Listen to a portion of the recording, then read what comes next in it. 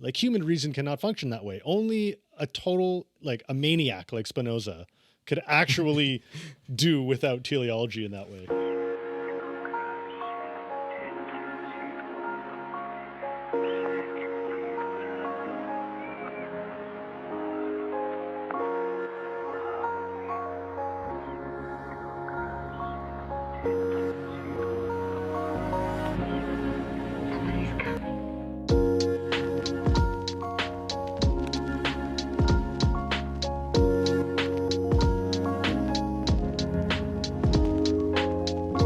Hello, this is What's Left of Philosophy. I'm Lillian. Here with me today is Gil. Hi, Lillian. Will.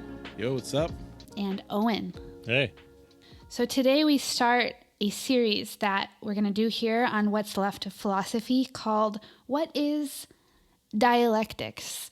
And I'm going to say something about why we want to do this. We're going to do a multi-part investigation with that is basically asking that question.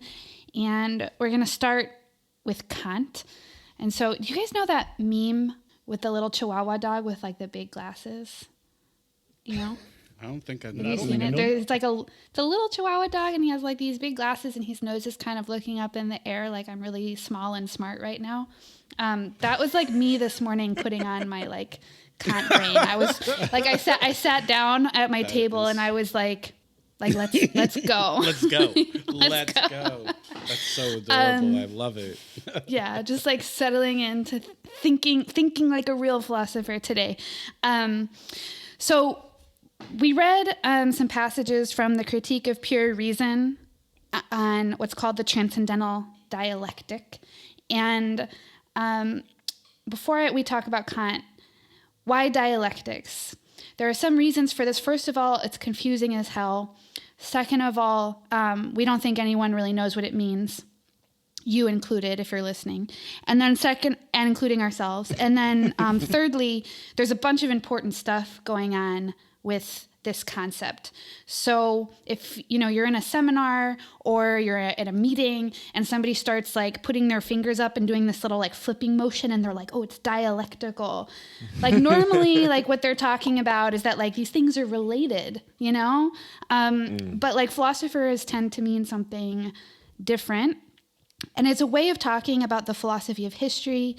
It's articulating a relationship between human reason and therefore political subjects in driving history, whether towards its own end or some other end. And then it's broadly a way of articulating the dynamics of social change. And Kant doesn't do all of this, but the reason we're starting with Kant is that Kant gives us a critique, as the title of the book suggests, of pure reason. What reason wants, what it does through its own effort, its effects on the world around it, and importantly, against what he'll call sort of like dogmatic idealists or rationalists, dogmatic metaphysics. He thinks that you can't get rid of human inclination and interests and propensities within human reason. There are limits to what it can know, but that doesn't mean, importantly, that we can't transcend like immediate sensible experiences or perceptions. And I think Owen was saying before the show that like Kant is really excited about human freedom and like God and the totality of the universe. And he wants to talk about how we can know those things or have access to those things or not, and what our relationship with them is. And I think the important takeaway point is that for Kant, reason is a movement of some kind, and he doesn't articulate the philosophy of history that would come with Hegel, but he's taking us in that direction. And Hegel, which we'll do our next episode on, tells us that reason has a history, and he sets the stage for thinking about history philosophically. And so that's why we're starting with Kant. And so we're not going to talk about Hegel now, we'll talk about Hegel later, but that's where we're going with all of this, and hopefully we can clarify to ourselves and to our listeners some various ways of interpreting the concept of dialectics, and importantly, whether or not it's worth salvaging. And this was a longer introduction than usual, but I just wanted to set the stage for people. And so I'll throw it over to the rest of the group. What do you think Kant's intervention is with the concept of dialectics? What does he do that is going to facilitate us doing other things? And then, like, where do you situate him in the sort of history of this concept? I just want to say I really appreciate that we're doing this because I'm not going to call myself out, but I think some people use dialectic to mean if you think I'm wrong, you're going to find out eventually I'm right. You know, if you think I mean this one thing, psych, I actually mean the opposite, but also both those things too. But you just have to see it dialectically. Oh yeah, thinking dialectically. Yeah, absolutely. Yeah, there's like it's shorthand. It's used as a concept in so many kind of like unhelpful ways. Like you said, Lillian, often it's just like these two things are related somehow. And it's like, wait, is that all we're saying? Is it more than that? It's often, like you said, you get that little hand motion, like actually dialectics means like it's the other way around. It's the opposite of what you thought, something like this. What's weird is that like this concept gets articulated here in Kant. It's like, half of the book is the so-called transcendental dialectic, and he doesn't mean that. He means something else, right? But it is like the concept that's going to get like picked up by like the later German idealist Hegel most specifically, and then there's this whole tradition of thinkers after Hegel, like Marx, like Engels, who take themselves to be dialecticians in a different kind of way. So I think it's like historically helpful to go back to the first critique and see like, wait, where did this come from? Like, how did this arise in the first place? So like my first pass pitch for what I think's going on here is that Kant, and like you said, wants to draw limits to what we can know, right? He thinks that there are limits to human reason and understanding. And so to like the language that he uses for this is that there's understanding and then there's reason. An understanding is what happens when we like, grasp things in our experience, how the things appear for us. And then there's all kinds of things that we can say about that. But then there's this sort of movement beyond that, right? So we've got these limits, and I can say, for instance, that like, oh, this thing looks to me to be a certain kind of way. But I don't usually stop there. He thinks reason goes farther and says like, and that's the way the thing really is. And so there's this like movement beyond the legitimate boundaries of what we can actually claim to know.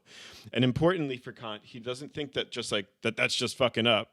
That's just a mistake. He thinks that like reason kind of has to go in this direction. It kind of has to go farther than it can actually legitimately talk about things. It's a sort of like you said, it's a movement. Yeah, I mean, for me, like the Kant really opened up for me when I realized like why it was a critique of pure reason and not a critique of the understanding, because I feel like the Kant that a lot of us receive, and at least in the Anglo-American world, is a very like epistemological Kant that is interested especially in the transcendental analytic, right, which is the first kind of roughly half of the first critique, in which what is at stake is like knowledge of the natural world and the conditions of possibility of experience. And above all, the possibility of making synthetic a priori propositions, right? Which is a technical way of saying logically coherent, true statements about the world, about actual things in experience, right? But then I realized that those kind of questions that apply to the natural world are, once you read the Transcendental Dialectic, you realize that like the questions that really animate him, like Lillian was saying, right, are not just like questions, epistemological questions about knowledge of the natural world, but like much bigger, more perilous, but also more exciting questions about the nature of human freedom, right? About the nature of the universe, about God, about teleology. And in fact, for Kant, like you were saying, Gil, right, the mind can't help but go there. It is a necessity of the way that our cognition works, that, once we start thinking about cause and effect, we want to ask about first causes. We want to ask about the totality of all causal conditions, right? Our mind can't help but push in those directions. And yet we're not really equipped or allowed for Kant, right, to be able to answer those questions the same way we can answer questions about the natural world, right? About why something fell the way it did or what velocity. And so that's really what's really exciting. And he kind of gives us permission to not just to, obsess over the use of our understanding and that kind of limited notion of cognition, but to push out and to ask metaphysical questions, but to do it in a way that has a certain amount of constraints on it. So it doesn't just become wild speculation about whatever it is that might be out there in the universe. So that, I don't know. That's no matter what the later German idealists might make you think. Yeah, exactly. It's not wild speculation. Yeah. Yeah, I was at. Yeah, I'm glad you said that last part because again, my Kant might be a bit rusty, but I found myself as the resident crypto Kantian, but even listening to you, Owen, I found myself thinking, I mean, I like this dude, but then I started thinking, but I don't remember Kant being the permissive guy. I don't remember him, being like, he's more go in and let have. And so I was really animated by that. He's more permissive than the skeptic. Okay. Say more about what you mean there. He's more permissive than the skeptic, right? Because the skeptic wants to shut down, right, those questions and say that they have no legitimacy whatsoever, right? There's no point of, the skeptic wants to say that talking about God, well, you don't have any experience of God. And so you can't make, like, there's no point of trying to make intelligible statements about something like God because you have no empirical experience of it, right? So so I think if he does give us permission, you're right to pick up on that, because it is a strange notion for Kant. But if he does, at least what felt to me like permission was like, okay, well, within a certain set of constraints, right? And if you do it rigorously, right? And if you follow this kind of nascent dialectical mode of thinking that he's engaging in, then like, yes, not only should we, but we like have to think about these things that go beyond experience. Does that make sense, Will? Oh, yeah. And maybe we could say a little bit more about what it means to say if you do this rigorously. Because, what's ironic with how dialectic is thrown around is that it actually becomes distinctly unrigorous. Like, these two things happen to be related and all of that. So and maybe Gil, you can help out with this. So for Kant, what does rigor look like? And maybe if we use like a concrete example, perhaps the antinomy of freedom, maybe that would help to say a bit about. So, what does it mean to proceed rigorously to come to this knowledge of limits that we cannot help but go beyond? Yeah, one thing that I think is like maybe helpful here is like, this is something that's going to get taken up by all the later like post-Kantian German idealists, is that like if you think of Kant as just doing like the negative part of the program, like Owen was saying, the like sort of like restrictive epistemological part of the program, then the picture we get is like, all right, so Kant's the guy who's going to draw a circle around what we can know. He's going to draw these limits. He's going to show us these boundaries.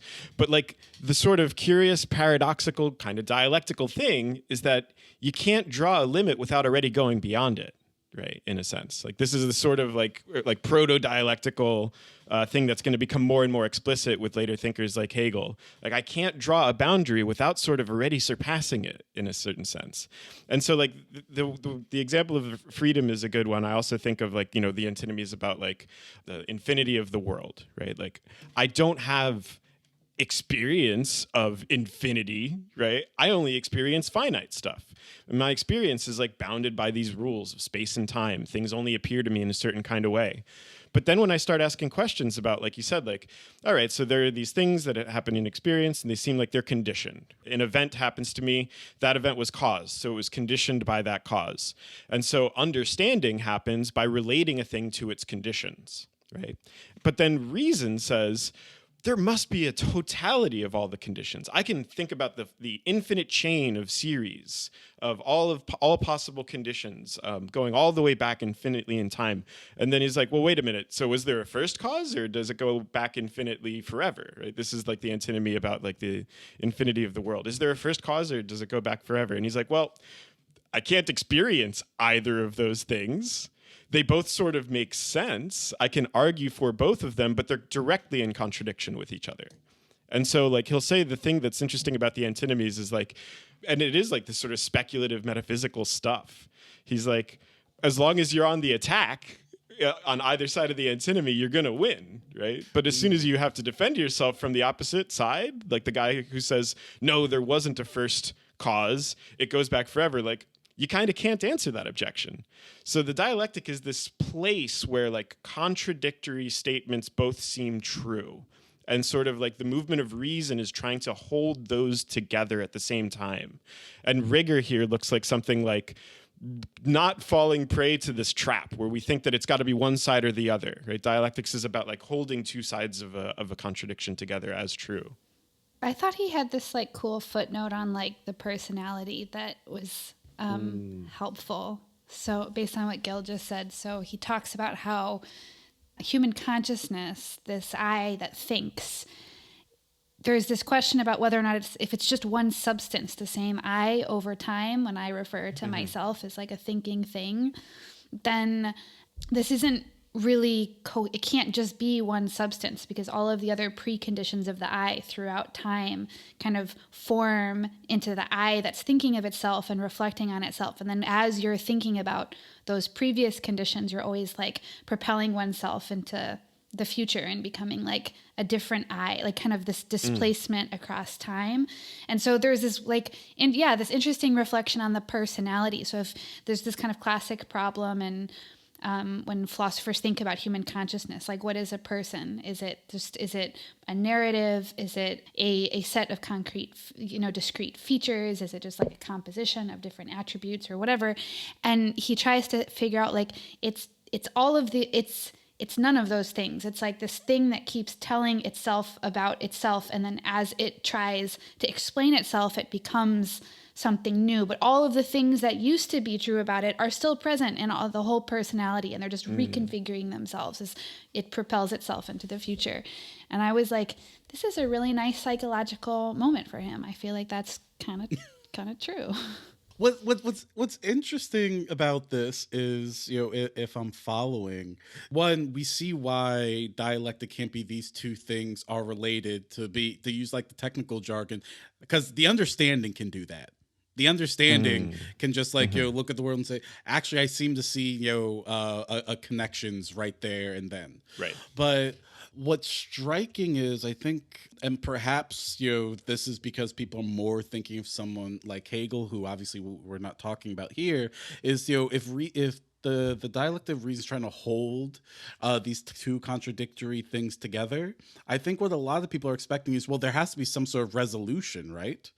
That there has to be some sort of answer forthcoming. But with Kant, with these questions like, did the world begin with a first cause, or if it's infinite, an answer isn't forthcoming, at least the way, the traditional way we'd understand answer, which is either yay to this, nay to that. But I don't think we'd say that there's no answer that's forthcoming. Is it really just we're supposed to end in this sort of like, wow, I guess I could coherently argue for both positions. Isn't that wild? Or is there something else that's supposed to come from that? Yeah. So like one way I think of thinking about this, so the language that he'll use for this is that like we've got all these what he calls like transcendental ideas, right? And this is the stuff that he's like worried about in the transcendental dialectic, these like dialectical inferences. And so there's three, right? There's three transcendental ideas. There's the soul, which, as Lillian was saying, has all these like characteristics. It seems like it's simple. It seems like it's got a personality. Can I jump in? Could you say a little bit about what transcendental is?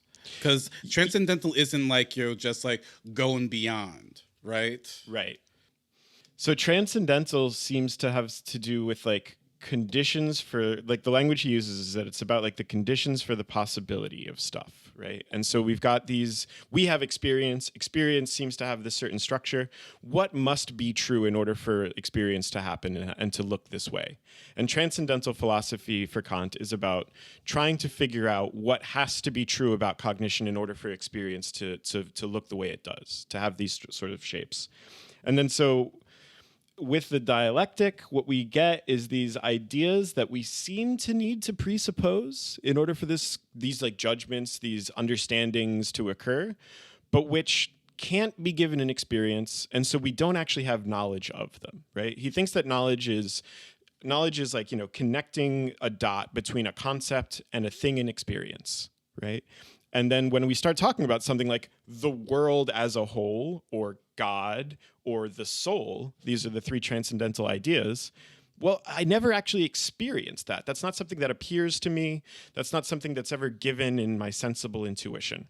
So because it can't be given like that, I don't actually get to have knowledge about them.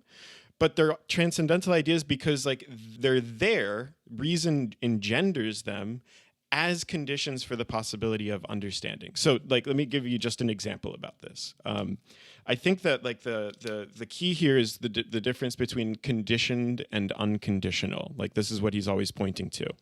When I connect a dot, like you said, the understanding can like look around and be like, oh, X thing caused Y, right? Like I don't know, I saw something happen and it looked like a little causal relationship to me, right? The understanding connects that dot. Just a little one. And he says, just a little one, right? And he says, that's only possible because we've got this idea of like a full set of causal connections, right? If we didn't have that idea of a complete set of causes, we wouldn't be able to pick out like an instance, a finite version of it, right?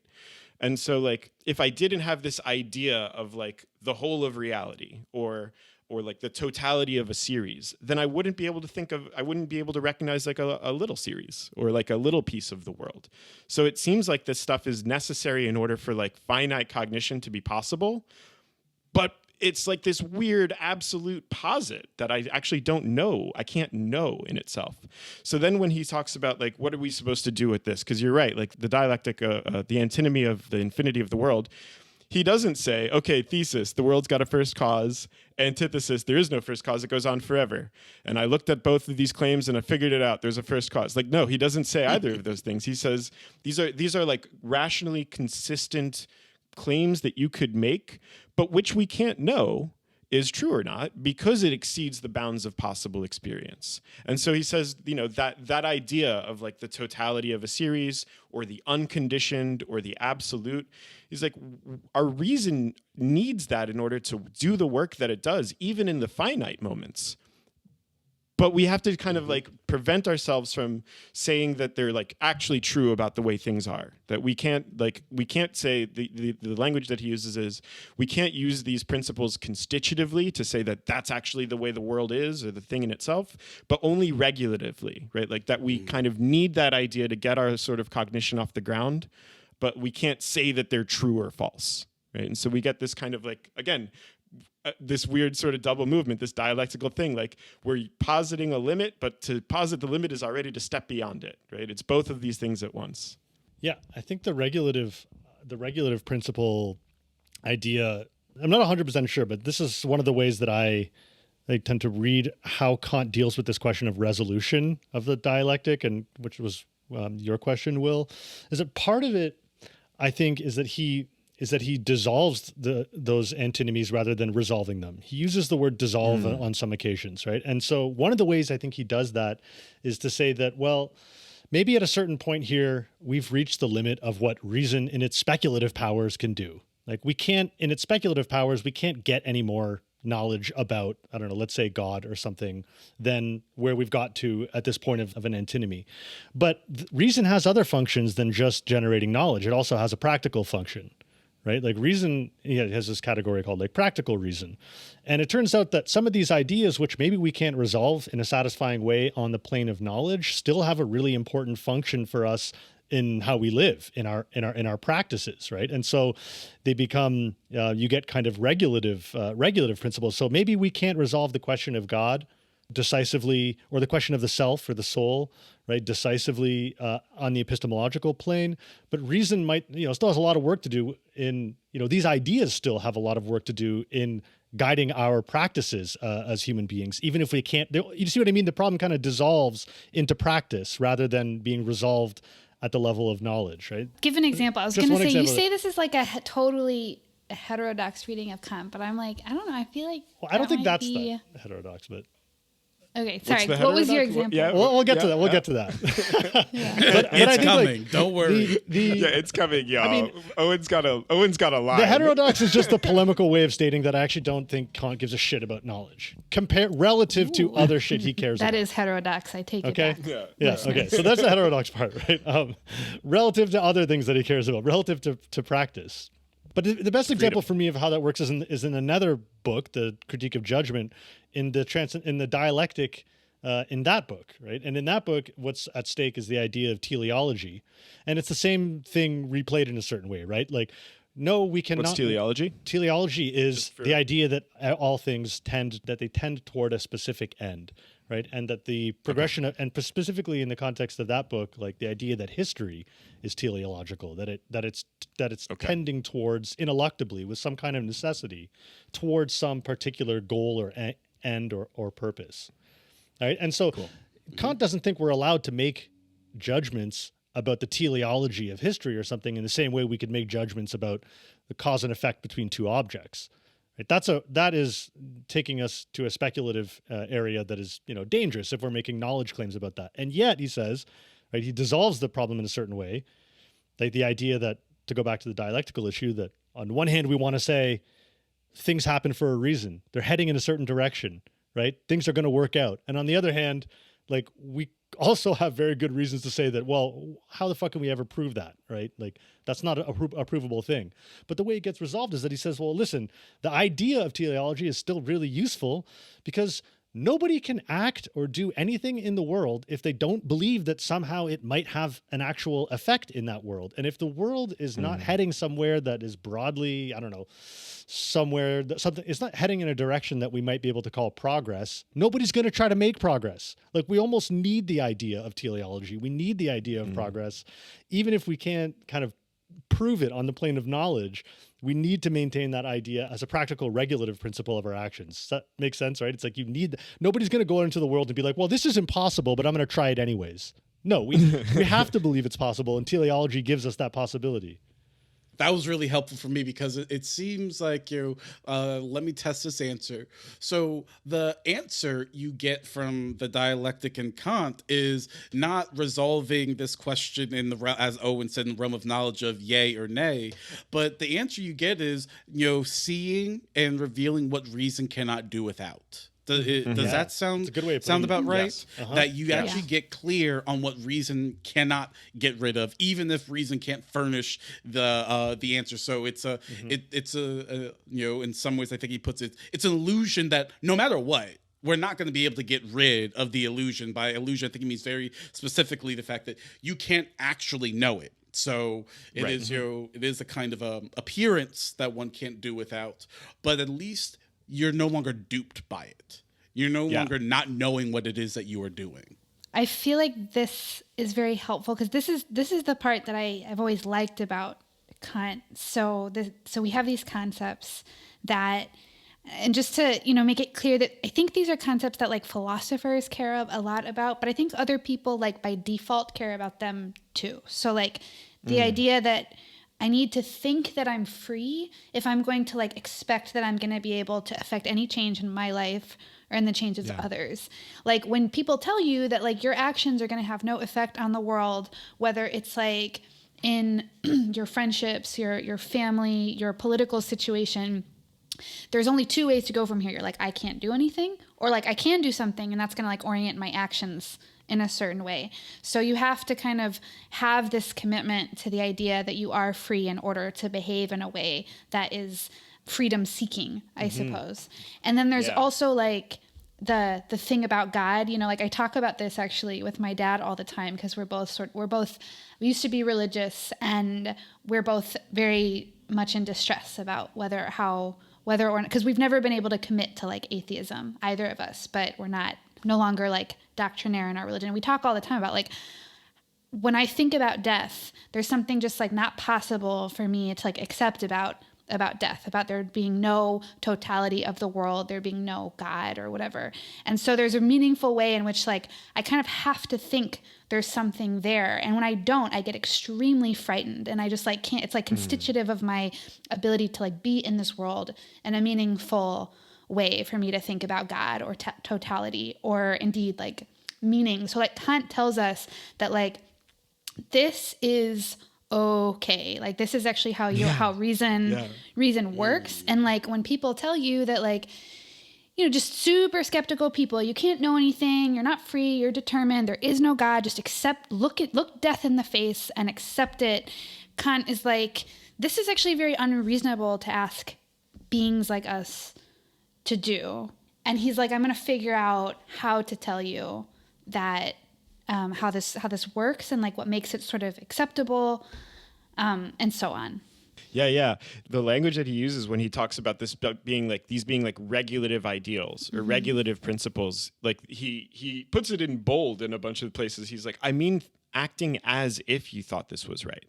Not that I can prove it or know that it's true. And so like the one on freedom is really helpful here, right? Like the two sides of the antinomy are like either everything is mechanistically, causally determined and it's sort of fatalistic. That's the one side. And the other side is well, no, some things happen through human freedom, that like, sometimes like human beings act freely and determine themselves to act in certain ways. And he's like, can I prove to you that I or you or anyone is free in this sense? No, I actually can't do that. But we act as if we're free. Like, we can't do without the idea that we're free. Like, that's something that like we need in order to make sense of ourselves and the world, and for our practice to have meaning, and for it to have a shape and a structure, a direction. So like, he's not an atheist, right? Mm-hmm. Lillian, to go back to your like spirituality question, because he thinks that we can't be consistent atheists, and we can't be consistent theists either. If by that we mean like, I've proven that God does or does not exist. He's an agnostic about every one of these issues, right? But he thinks that there's like a practical function, a practical purpose to prefer some of these posits more than others, right? So I'm agnostic insofar as I can't prove to you that I'm free, but it's better if I act as if I'm a free being, right? Because I'm now going to like have possibilities for like, giving myself like moral precepts, or like relating to each other in like reasonable or just ways, which I can't do if I think that we're just, like little billiard balls smashing into each other mechanistically. Well, the introduction says he wants to make room for faith, right? That the purpose of the book was to make room for faith, was to limit knowledge in order to make room for faith. Yeah, again, Amazing. right? We're drawing a limit by already stepping past it. I just think that's so lit. Like, I'm just gonna take you people on, and I'm gonna like diagnose all of your questions, and I'm gonna make room for this little thing that happens to be the center of my universe. Yes. In this 600-page. Funny how that works out, but yes, it is pretty cool. But how much of this do you all think that this is, also Kant struggling with the notion or the fact that we can't really know if progress is actually a real thing? If enlightenment is actually a true step forward for humanity. Even like a long time ago in grad school, I read Kant witnessed the Lisbon earthquake, this natural disaster. And, the struggle with that is you also need to come up with a coherent account that, even as something as disastrous as that, we must at least posit that this is tending towards something that we obviously can't know the whole reason behind it, but something better. That this is moving us forward, that this isn't just a random series of events with no coherence to them. And I think the fascinating thing with Kant is, the thing is, it may actually be the case that it is a random series of events that, has no logical coherence or teleology to them. But it's as if he's saying, one, he prefers that we have this as if of progress, but also reason can't completely just opt for actually it has no meaning. There is no meaning. Everything is just random. In the third critique, he actually calls out Spinoza. I basically think Spinoza is a psycho. Because he says Spinoza is able to do what you just described. Like, he is able to say, oh yeah, this earthquake happened and it is totally meaningless. There's no redemption. Like, there's no teleological redemption. There's no progress hiding in all of these catastrophes, right? Like, there's nothing, there's no kind of happy ending that we can discern at the end of all of this. And he says, listen, like, no, human beings can't actually operate that way. Like, human reason cannot function that way. Only a total, like a maniac like Spinoza could actually do without teleology in that way. Spinoza wasn't human. Well, the funny thing about that moment, and it is in the third critique when he talks about Spinoza, is that like the thing that he can't get, that blows his mind about Spinoza, is that, like you said, like he sees this guy who's like, yeah, there ain't no such thing as teleology. The world's not, things don't happen for a reason in that sense of like having a purpose or a goal. And yet Spinoza was like a good dude. Yeah. Like, you're telling me that this man like still like was like good to people and like he had like virtuous characteristics. Kant's like, that doesn't make any sense. If he actually was a good person, he must have believed in teleology somehow. Like, even if he was lying or to he himself wasn't a good person, right? Or another antinomy. Like, I guess you could argue for both there. Yeah. I was thinking about the progress thing earlier today, because there's this way in which part of the background in trying to understand dialectics better is like there's just many critiques of of the concept, and like progress is one of those things. So like people have for some decades now been dunking on progress, both because there's this Eurocentric presumption of like the European experience, including the colonial experience, as being progress for the world. And this is, disillusioning for lots of reasons once you confront the contradictions in that kind of view of the world in a pretty obvious but also damning way for like a lot of these figures. On the other hand, that was the critique of Kant that I was like cultured into in academia. Like I've never read Kant without the post-colonial critique. Like there is no pre-post-colonial Kant in my experience of academia and philosophy and Kant scholarship. And so like that seems sort of like that has always like made a lot of sense to me. On the other hand, this like practical argument he's making also continues to make sense to me. And like the way that in the past I was more easy, I think I'll put it this way. The reason I said the thing about there's no like pre-post-colonial critique Kant in my mind is that that's actually my views on progress have maybe shifted slightly since I actually started thinking some progress could be possible in the world. Like throughout the neoliberal period, I was like, of course progress is impossible. We're like, my entire life was just like taking L's. Like I don't see the avenue for this. L's like, left and right. L's left and right. Things are getting worse. Capitalism has immeasurably made the world a shittier place, except for like in a kind of ambiguous way. But, there's just like this downhill side. So when like post-structuralists, start making their critiques of this concept of progress, most notably like Foucault and his like breakdown of this kind of way of thinking about history, and then people appropriate Foucault and other figures too, like all over the world, to kind of, give the lie to the progress narrative. I just was like, definitely, like that definitely makes sense to me because I just have never seen any progress in my fucking life. Like this is trash all everywhere. And then again, like in the past 5 or 6 years, I started thinking, wait, there could be a W. We could win something. Things could get better. And when I start saying things could get better, I'm making a normative claim about things getting better. And I kind of have to think they can get better. And then what else am I to call that besides progress? Yeah. Yeah, I think that's really a helpful one. And I like reclaiming the concept of progress here from its critique, right? Because like if you're a Kantian, you don't need to say that progress is actual. You don't need to say that like actually history has been moving in a progressive direction and things have been getting better. You don't need to say that.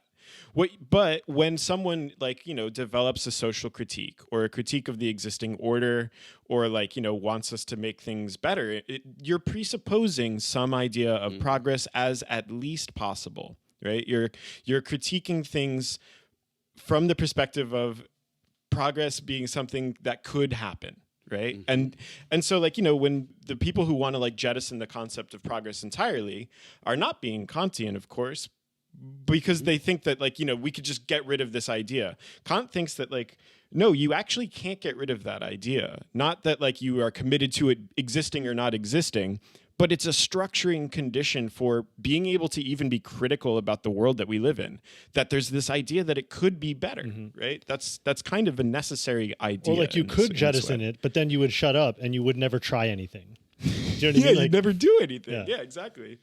How are you critical of the existing world unless you think that it's possible for it to be better? You can't be. Okay. So I feel like I'm about to play the Lillian role. I just feel like we need to just throw some cold water on this a little bit. I'm down with all of this, but my issues with Kant aren't quite resolved, and I know I'll get myself into fire saying this, but the thing is, Kant was a virulent racist. And extremely I think racist. what in many ways you could think of him, or it could be argued he is the father of modern racism, because Kant thought reason was universal, and then he actually started having limits on who participated in reason. And so I could see this, and maybe we need to hold both things in tandem. That Kant gives us this really rich understanding of what reason must suppose. This wasn't a genuine philosophical advance.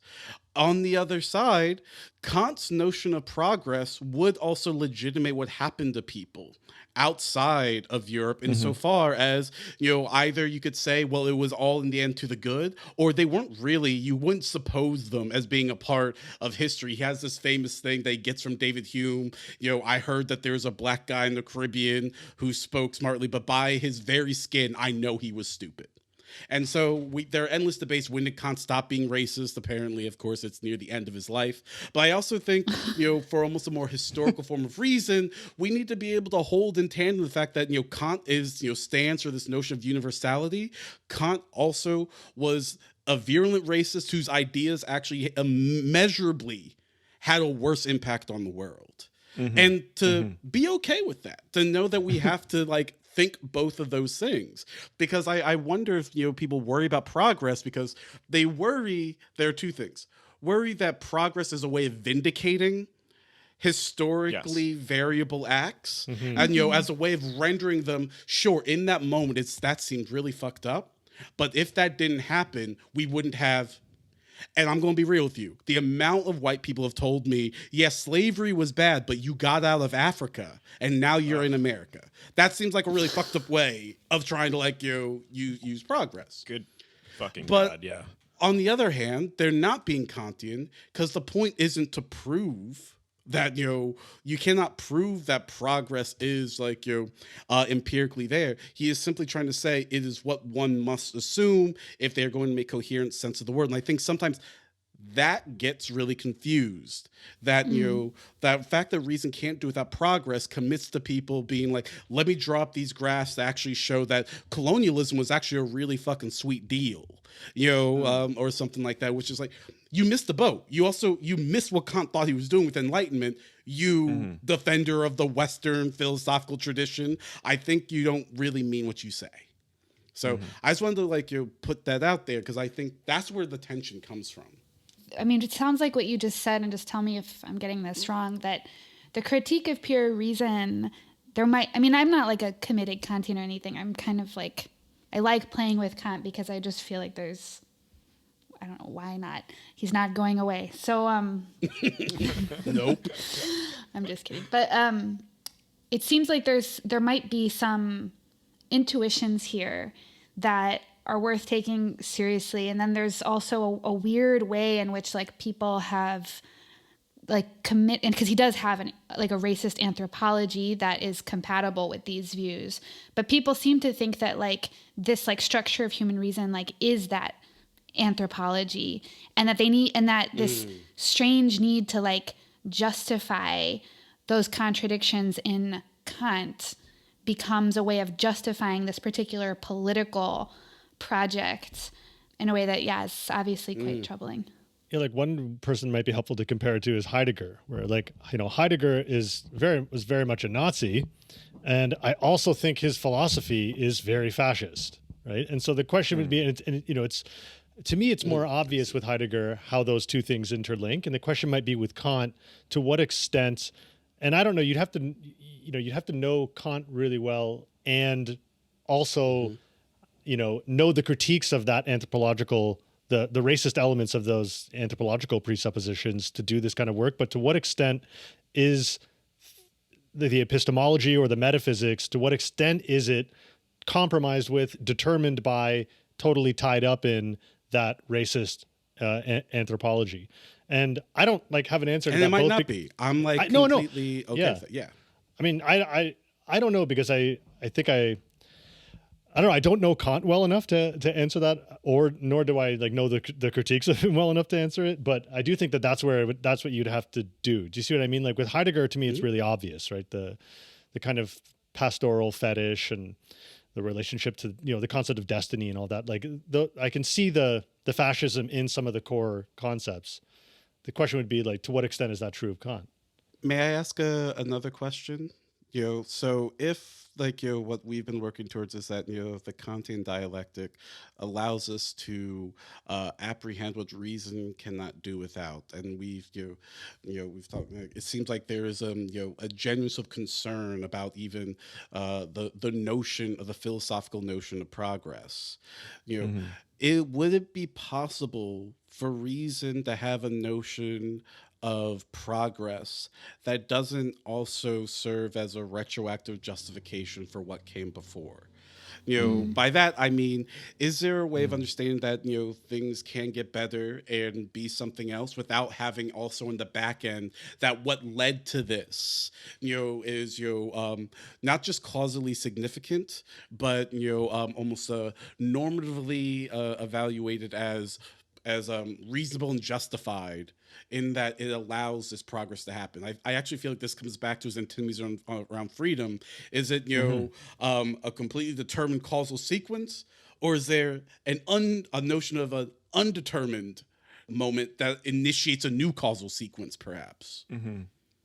Yeah, this is like going back to the teleology question with like Kant and Spinoza. Like, this is part of Spinoza's problem with teleology, is that he thinks that it's like wrong, first of all, that like, when we say that things happen for a reason, we mean it in either of two senses, either that like there was like a cause that made it happen, like an efficient cause, or that it's like, it's working towards some end or some goal, and that's the reason for it. And the teleological is the second version, which Spinoza's main problem with it, I think, is like Kant, practical.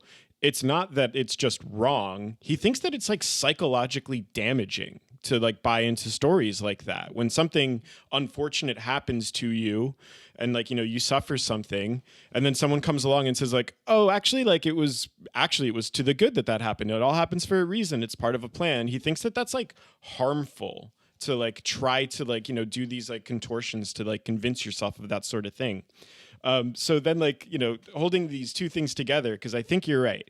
At least part of the problem with the progress picture, which becomes clear throughout the 20th century, is that, yeah, people use this concept to justify all kinds of evil shit that's happened, right?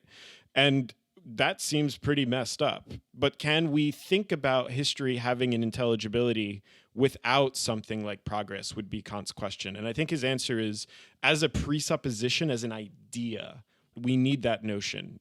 But that shouldn't be used. We shouldn't use that to justify like the atrocities that have come before. I mean, Hegel, right, in the wake of this is going to be like, yeah, like, progress is actual and the actual is rational. And at the same breath, he looks back on history and goes, this is the slaughter bench. Yeah. Right. This is the slaughter bench of history. It's both of these things at once. Again, maybe.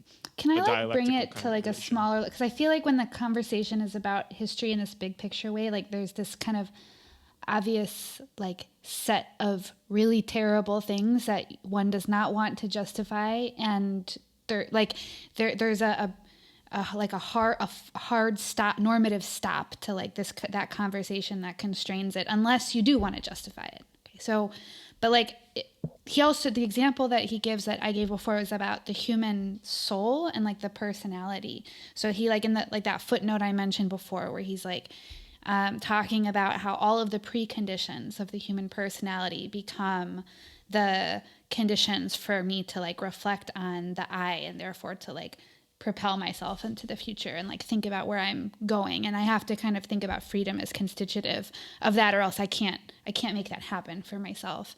And I'm wondering if like taking a smaller example of like a human person in that way would like help frame the issue, because like I think, I don't know, like, do I have to think that everything, all the shitty things that ever happened to me in my life were like necessary for me to be the person I am today and to like make my life better in the future? I don't actually think that. Like, I think shitty things happened.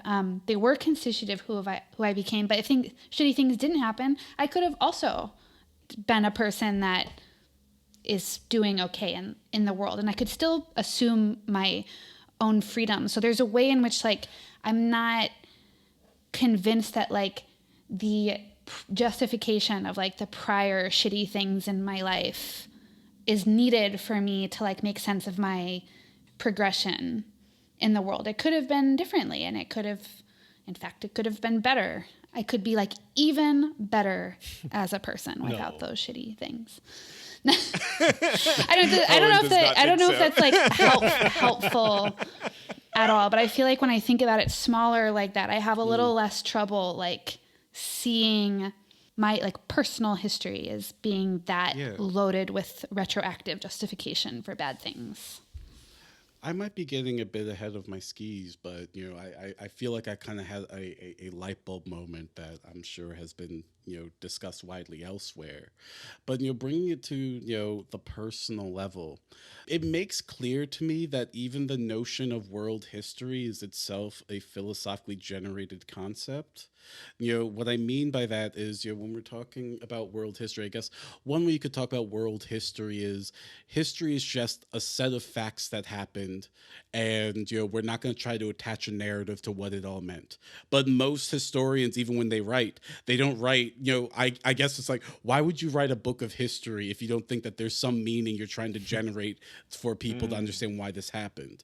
But when you bring it down to the personal level, it seems as if you could, say something like, this philosophical concept of what I am.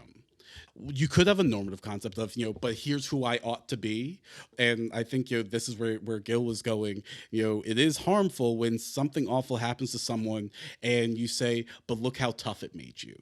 Mm-hmm. Right. You wouldn't have been able to do X if you hadn't gone through that. And I think on some level we know that, especially if it's like right after an awful thing happened. Nancy Pelosi just did that. Oh my God! Did you see that thing just about George Floyd? God. Right, that fucking so cringe insane. Press conference where she said, how did she put it again? She said, well, it was all for. She said, thank you, George. She said, like, thank you for dying. Right. It was like the most fucked up thing I've heard in a long time. Thanked him for making his sacrifice for social justice. Yeah. Unhinged. Yeah, right? that kind of like took the breath out of me. That wasn't where I was going, but sorry. Yeah. No. I mean that, I think that is even still at like the interpersonal level, that's where it seems like to me teleology can go really wrong, where you claim to empirically verify, so there was a meaning to this. But if it's on the side of almost a descriptive account that I would not be who I was if those things did not happen, I would be a different person if a different set of things happened, then the notion is you're generating a unity of yourself. You are not simply just these random phenomena that, I try to think about it as, if I didn't have a concept of totality, I wouldn't be able to, like Gil, you were saying, is pick out little relations and make them. I would just be overwhelmed. Just like, that's random. What? I wouldn't even be able to say that's random. I would just be and so personality is that part of the what he calls the paralogisms of the soul, where like I have a unity over time. Like all these different things happen to me, and I find myself in all these different contexts, but it's still me. That thing that. Actually, there's a line he says in the paralogisms where he says like that I or he or it (parentheses) the thing that thinks, which is like one of the most unhinged moments in the entire history of philosophy, but I kind of love it. But it's this, how do we we need to posit this idea that like I'm still me. Like all of this different stuff happens, but I have this unity across all of the differences, across all of these like different sorts of experiences in time. And his point, I don't think in this context, is to be like, so I should look at the bad stuff that happened and be like, thanks, I'm glad for that. But rather that like I can't even make sense of any of my experiences without presupposing that I'm a unified thing. I'm a unified subject of all of these experiences in some way. Right? You can't even say something like, I've really changed without presupposing some type of unity. Right. Yeah, what has changed? Yeah. There would have to be some grounded stability that you're presupposing. And again, like I think is important to say, for our listeners, what? It may very well be the case. We are a random conglomeration of phenomena and events, and this is all an illusion that we are stitching together. But in reality, we are just impulses, instincts, mechanisms. That might be true, but an aimless purposive substance in the world. there you go. Aimless purposive substance in the world. Yikes. But even to talk about us as ourselves as dynamic, we're also presupposing a stasis. And again, you can make both arguments, but it seems as if actually holding them in tension is what allows for any sort of coherence to be generated.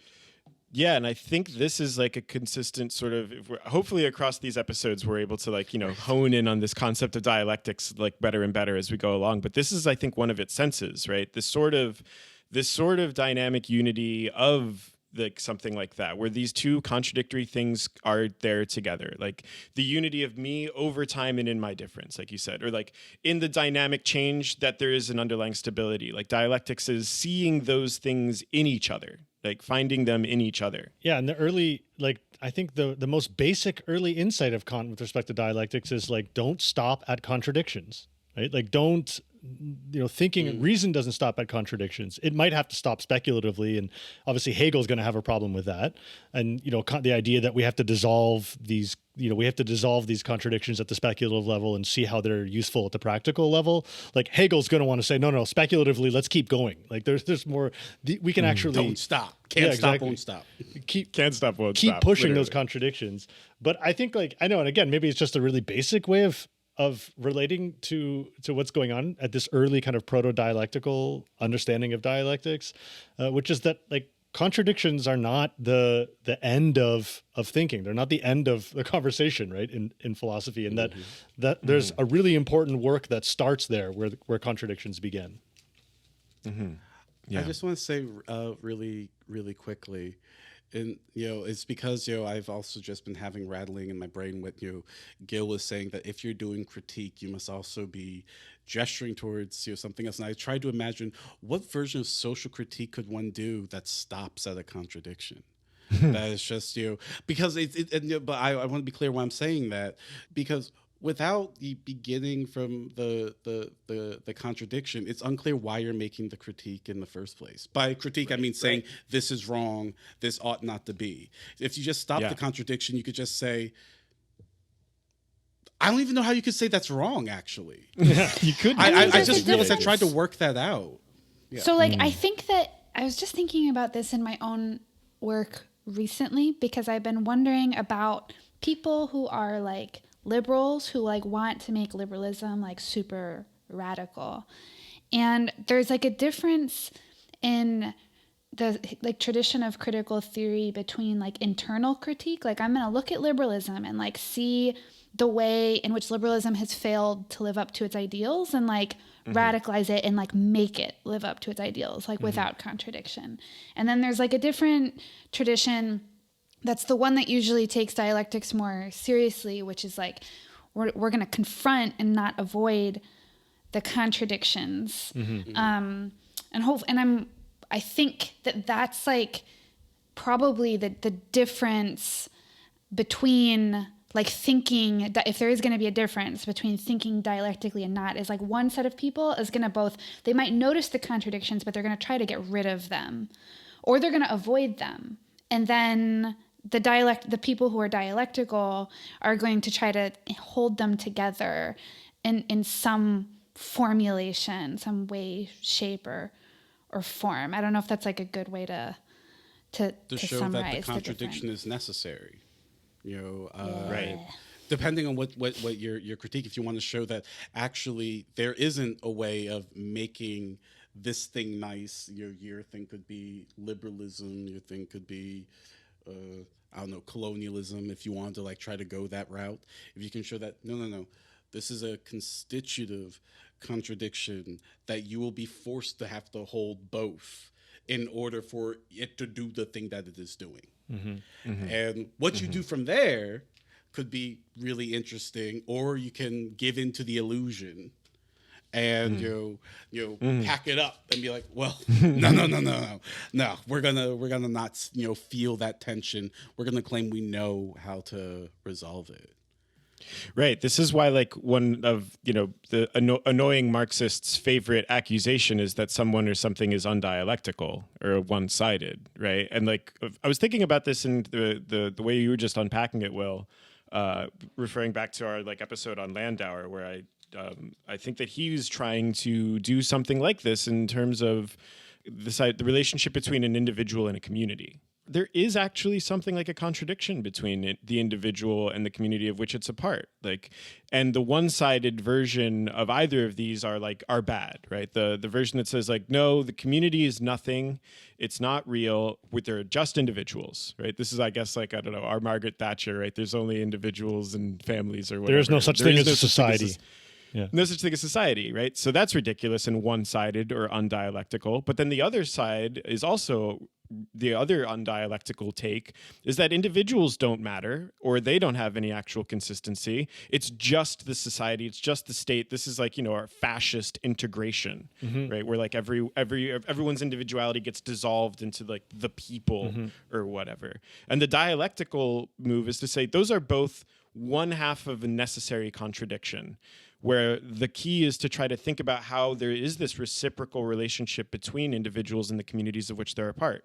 Right? The communities don't exist outside of the individuals, but the individuals don't exist outside of the community. Right? This sort of reciprocal relationship of like co-belonging. It's both at once. Ooh, so you're saying neither Margaret Thatcher nor Mussolini are dialectical thinkers. I thoroughly am on the record. Thoroughly undialectical thinkers. I guess I'm actually kind of shocked to find out we're an anti-Margaret Thatcher pod. I thought, we were like, really proud of what she did, because without her, one could argue we would have never gotten Bernie Sanders. Oh my God. So, Hell yeah. Why don't y'all progress, baby. Fix your mouth. Okay. That's going to be my new thing. I'm going to become like the best dialectical thinker out there, and I'm going to tell everyone that neoliberalism was excellent for you because it set the stage for democratic socialism, and that 50-year period, you're not going to regret it, baby. You're not going to, well, at least history won't regret it. You might not live to see it. I mean, too bad, so sad. All right. I think that does it for us today. New episodes of What's Left of Philosophy come out every 2 weeks, wherever you get your podcasts. Stay tuned for this particular series. We're going to do Hegel, the big man of dialectics, and then Marx, and then we'll see where we'll go from there. Please like and subscribe. Follow us on Twitter at LeftOfPhil. If you like what we're doing, consider supporting us on Patreon at patreon.com/leftofphilosophy. Thanks for listening, and we will talk to you next time. Bye, everyone. Take care. See you. Bye. Thank you.